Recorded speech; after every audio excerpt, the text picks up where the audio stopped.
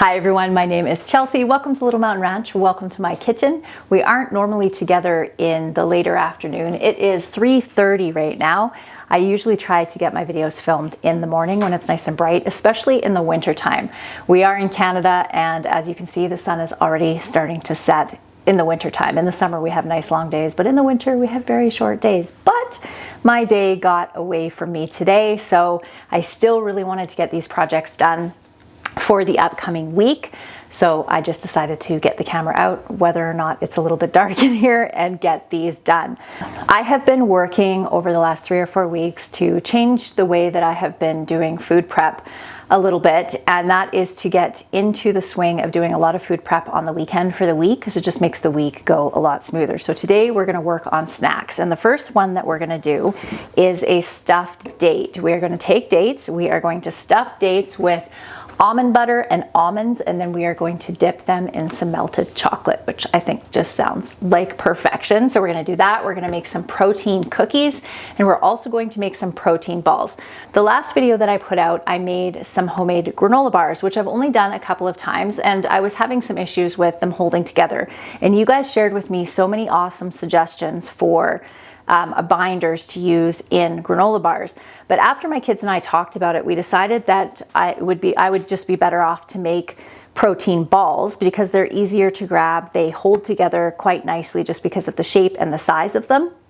And I can just have a big plate of them on the table, and the kids can just grab them as they need. And I think that's probably going to work better than doing the bars. So we're going to do that. Let's start with these chocolate dipped dates. I saw this on, where did I see this? Somewhere on Instagram. I think the account was Baked by Melissa. It probably was. I only follow a couple of cooking accounts on Instagram, and she is one of them. So it was probably her. This seems like the kind of recipe that she would do. So what we're going to do is take our dates, and these are less than ideal dates. As you can see, they're fairly small and they're a little bit dry, but the grocery store that I was in, this is all they had. So this is what we're going to use. This is what we're stuck with.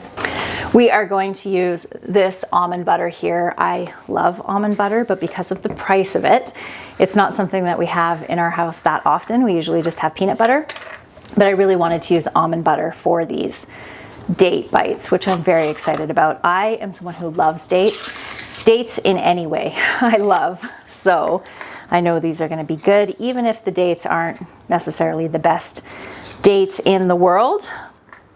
Nothing a little bit of chocolate and some almond butter can't fix. So I'm just going to give this a stir, and then we'll put these together. These are really easy to make.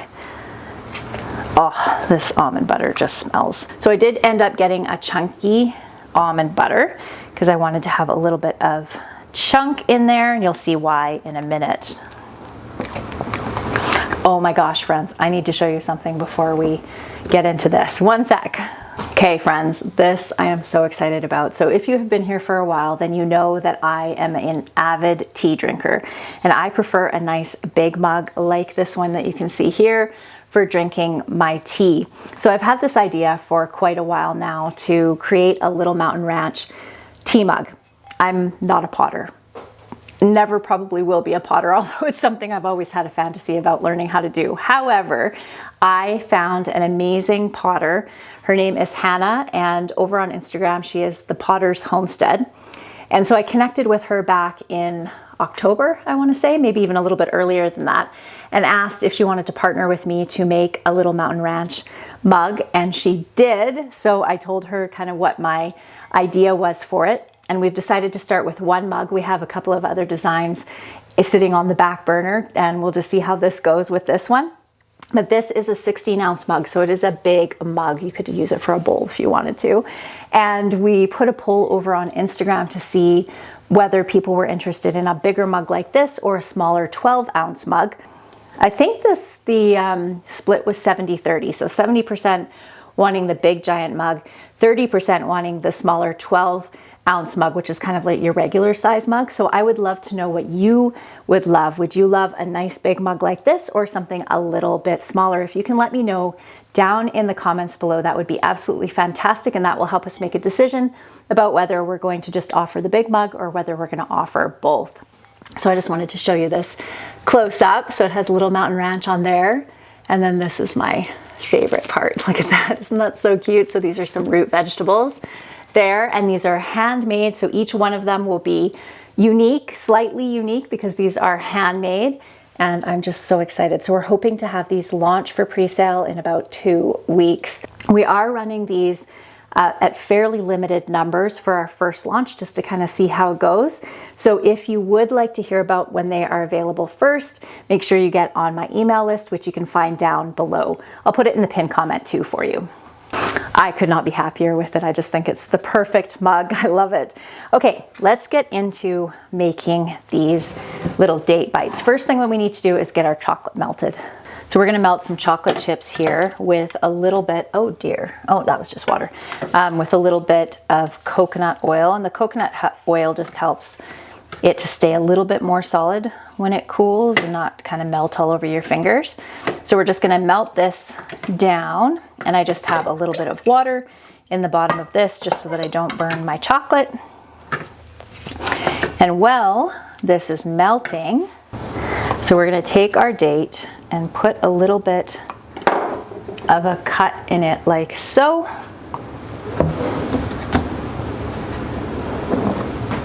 And into the inside of our rather dry date, we're gonna put a little bit of our almond butter in there. And then we're going to take an almond, put it inside, and then close that up like that. So I'm just gonna make a whole bunch of these. And then when our chocolate melts, we'll dip this into some chocolate. I have to admit that my mouth is watering at the prospect of these because I just knew that they're gonna taste delicious. That's a bit too much for that tiny date. I will actually just take a date and stick an almond in it and just eat it like that without all the extra goodness in here. Especially if I'm craving something sweet, but I don't want to be eating a bunch of sugar. This definitely will hit the sweet spot, even without the chocolate on it, if you don't want the chocolate. This would work so much better with bigger dates, but oh well. I think that might work better. So we'll just dip the almond into the almond butter.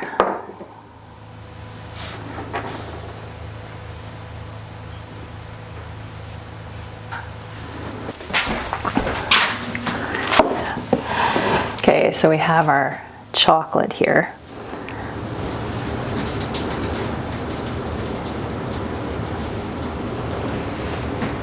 Look at that. Delish.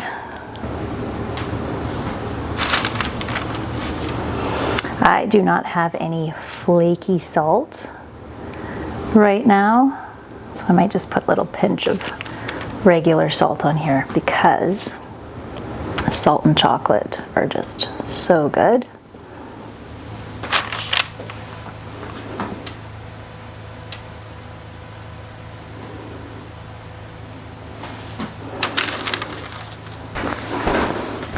Okay, I am going to do all of these and then I'm going to pop these outside for a few minutes just to harden up the chocolate, and then we'll try one. I cannot wait. Like I told you, I'm practically salivating already because I'm so excited about these. These are going to taste so good. The nice thing about the chocolate is that it, like in this case where the almond is not actually, or the date isn't big enough, really, like you can see there, you can see the almond and stuff out of it, is that the chocolate kind of holds everything together. Whereas with the really big dates, it just fits right inside without an issue. Okay, I will be back with you when I have these all done.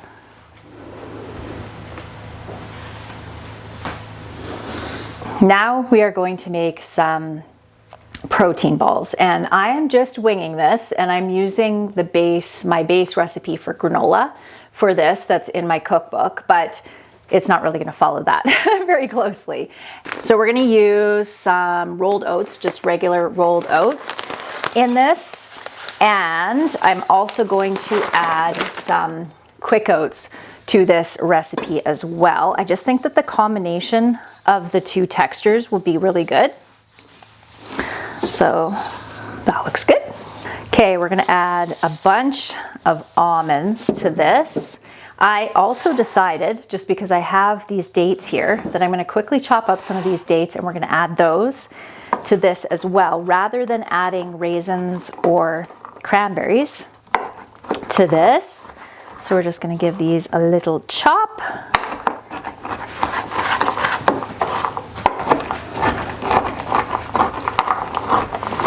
It is much easier to chop up dry dates like this though, than it is the big medjool dates that are all have lots of moisture in them. So I guess that's one bonus of the dried dates. They're probably a little old. Okay, some chopped dates, and I'll give you kind of the rough measurements here for what I am doing. So we're going to do 4 cups of oats, a half a cup of coconut oil, and we're going to melt that. I am doubling this though. Half a cup of butter, a teaspoon of salt, half a cup of honey, and a half a cup of maple syrup, and 1 cup of almonds. But like you are seeing, I'm adding all kinds of other things to this. So I'm going to add some hemp hearts, and we're going to do around a cup of hemp hearts. I'm going to add some of this dairy fiber boost that I have shared with you a couple of times now, so I'll just let you know what's in it. We have organic ground flaxseed. These are all organic things. Psyllium husk, fenugreek seed powder, dandelion root, burdock root powder. So just a little extra fiber in there.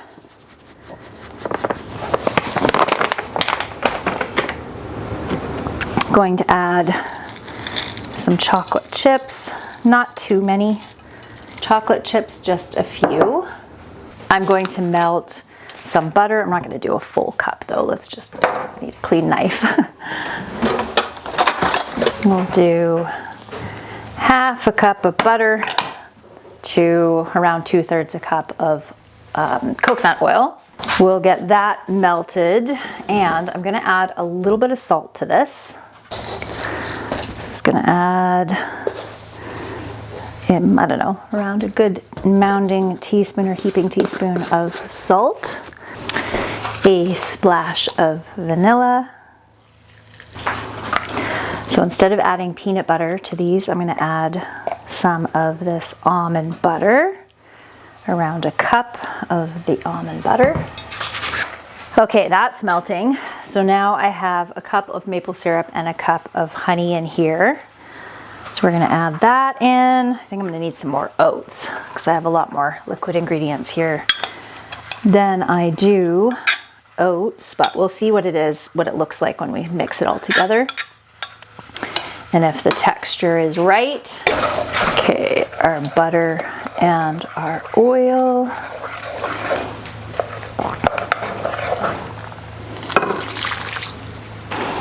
Oh my goodness, I wish you could smell this. This smells so delicious. I think it's mostly just that I really love the smell of almond butter. So anything with almond butter in it, I think smells amazing. But this really does smell good. Now I think I'm actually gonna let this sit for a few minutes and see if those oats absorb a little bit of the liquid that's in here. There's no liquid kind of down on the bottom of it, but it is quite like a wet mixture. So if it does not absorb a bit of that liquid, then I'm going to add a little bit more of the quick oats to it. Well, excuse me. Let's give it a taste though. See how the flavor is. Excellent flavor. So I'm going to set this aside over here. I need another mixing bowl. There's one right there. Okay, so now we're gonna make our protein cookies. And this recipe is from, now this is not a recipe or a website that I have ever taken a recipe from before, but it's called thebigmansworld.com. And these are just 4 ingredient protein cookies. So I'm probably gonna add a few other things to these as well, but we'll use this as a base. So we'll preheat the oven to 350 degrees. We are going to need 2 cups of peanut butter because we're doubling this recipe. Into our bowl. A cup and a half of brown sugar, 2 eggs,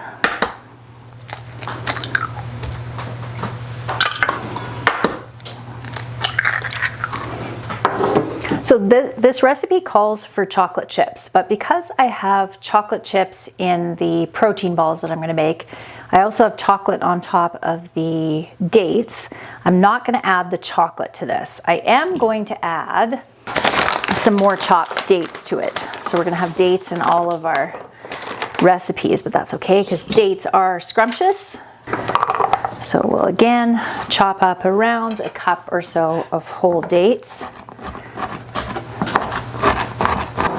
Okay, dates in. And 1 cup of protein powder. And I'll show you what kind of protein powder we use around here. So this is vanilla protein powder. I actually really like this one. I've tried the vegetarian version or the plant-based version of that brand. Did not love it, but that one's really good. So now we mix all this together and basically just looks like peanut butter cookie dough. So now we'll make these.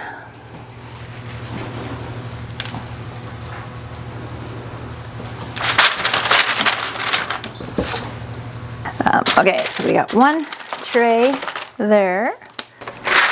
If anybody has a protein cookie recipe that does not call for as much sugar as this recipe, I would love to have that or see it. So you can either share it in the comments down below or email me, or just a link if it's a recipe that's online, because I would like to find one that doesn't have as much sugar as this one in it. The other ingredients, like the power balls, I'm happy with because they have the honey and the maple syrup in them. And just a few chocolate chips. Actually, I didn't put chocolate chips in those, did I? Or did I? I think I did. I put a few chocolate chips in there, but not that many. Just a few. These are going to be great for grabbing and going to the gym.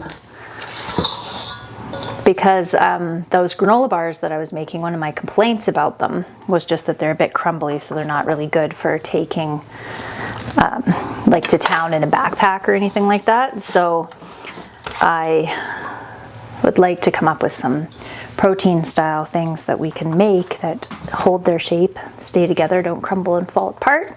I think these cookies will hold up all right. Okay.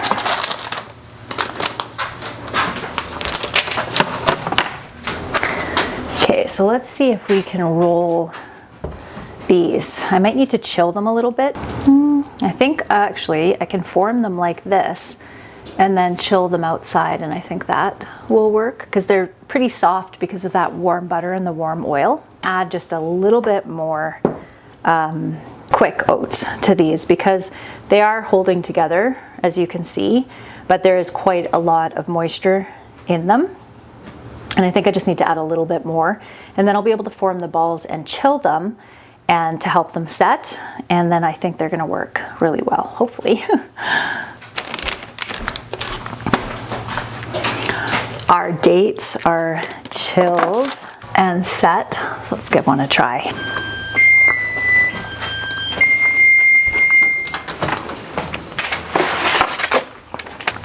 So good, friends, so good. So how long do these cookies have to bake for? 12 to 14 minutes. These are so good. And one of the things I love about them is the crunch of the almond on the inside. I love like crunchy texture in food. I would really encourage you to try these. They are so good. You have to like dates, of course, but absolutely delicious. I'm just going to use the same parchment paper because it just has a little bit of chocolate on it, which is just fine.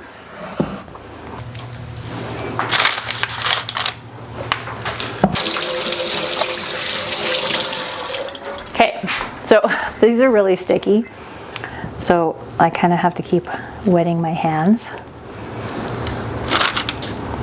Okay, so I'm going to do the same thing with these as I did with the dates, and that's just to chill them outside. It's really getting dark outside, isn't it? We have had the most glorious sunrises, friends, in the last couple of days. I always share my sunrises over on Instagram when there's really beautiful ones, and we have had just the most beautiful ones, and all different colors. We had purple, like a mix of purple and blue in the sky. Oh, my hands are too sticky again. Hang on. Yeah, so we've had like purple and blue and red and orange, and it's just been absolutely gorgeous. Very beautiful. I cannot wait to show you what Dan has been up to outside. That won't be in today's video, but probably in the next one, just because it's dark outside today, or now. But so if you've been with us for a while, then you'll probably remember back when we first started sharing here, we talked about our hummock field. And that is a field that's down on the east side, northeast side of our property. And it has hummocks in it. And those are like big, well, we call them hummocks. I'm not sure technically if they are hummocks, but they're kind of bumps in the ground of like roots, grass roots that form there. And it's impossible to do anything with. So anyway, Dan has his bulldozer now, and he was talking to one of our neighbor friends who is a rancher, and he said that now is the perfect time to get out there and do it. So Dan has been out there working on it, and I cannot wait to show you. It's so exciting. This has been one of those things that since the very beginning of owning this property, we have wanted to do, because we don't have a lot of hayland here. So we do have 160 acres, but a large portion of that land is mountainside. That's how our ranch gets its name. And it's not like really usable for pasture. So what we've been doing over the last few years is clearing all the areas that we can use for both pasture and hay, and converting those into usable pasture land. So, but even though now we're at the point where we probably have enough summer pasture for maybe 10 more beef cattle, we don't have enough hay. So this area that Dan's clearing, he thinks he might be able to get 50 round bales off of it, which would be incredible. So like 15 800-pound bales, which would mean that we could increase our herd. So this is very, very exciting for us, because like I said, this has been this has been a dream of ours for a really long time, and to see it actually happening is so incredibly rewarding. One of the things about this lifestyle, and I've talked about this before, but is that it just takes a long time, especially if you're working, and it always seems like something needs to be kind of taken care of. Like there's fences down that need to be fixed, or if you're buying an older house like we did, there's renovations that need to be done and things like that. So sometimes bigger land improvement projects like this get moved to the back burner, and that's where this one's been sitting for almost 10 years now. So anyway, very excited to share that with you. We want to start sharing with you a little bit more of kind of the homestead stuff, the development stuff that Dan's doing here. So you can look forward to that, hopefully very, very soon. So there we go. We have protein balls there. I've used all my cookie sheets, but I just realized I don't actually need to do this on cookie sheets because I'm not putting it in the oven. Just need something flat. So that'll work. Okay, I'm gonna finish up with these, and I'll be back with you when they are all done. So friends, my plan was to wait until this morning when the sun came up to finish filming the video, because it got so dark in here last night. But we happened to have a really foggy morning this morning, so even though the sun is up, it is quite dark outside anyway. So we're stuck with what we're stuck with. I wanted to show you the end result of all of these. So these are the protein balls. So I did put a little bit of chocolate on the top of a couple of them just because I had some of the melted chocolate chips left over from doing the dates.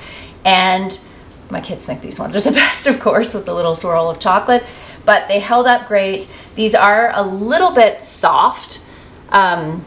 So I am going to just keep them in the freezer and the kids can just pull them out as they want them. So this will be a recipe that I keep tweaking, but the flavor of them is fantastic and the little date bites in there are really, really good. As far as the protein cookies, they taste very similar to a Reese's peanut butter cup. Actually, even with the dates in there rather than the chocolate chips, and with the chocolate chips it would even be more that kind of flavor, but the flavor of these is really good. All of these recipes are definitely good enough to do again, and because they're such high protein filling snacks, a couple of these with a piece of fruit is a perfect snack. So I'm really happy with all of these. My favorite, of course, are the dates. They are absolutely fantastic. So be making all of these again for sure. I am just about to have a cup of tea in my new favorite mug. So I am a little bit of a mug snob. The things that matter to me most with a mug are, of course, the size of it for being able to fit the amount of tea that I want in the morning, but also the feeling of smoothness when I drink on it. I know this is funny. These are just my quirks. But most important is the handle. I need to have a handle that just feels good in my hand, and this one is just absolutely perfect. I love this mug so much. So just a reminder, if you want to be notified when these become available, if you're not already on my newsletter, sign up for my newsletter down below. I send out a newsletter once a week, and it usually has tips or recipes or just updating you on some of the behind the scenes things that are going on around here. And I promise not to spam you. Sometimes when I'm in the middle of doing a launch for something, you'll get more emails from me than you would regularly, but for the most part, I send out one newsletter a week. All right, friends, that is going to be it for today's video. I hope that you enjoyed it. I'm gonna go make myself a cup of tea, and I'll see you again next time. Bye.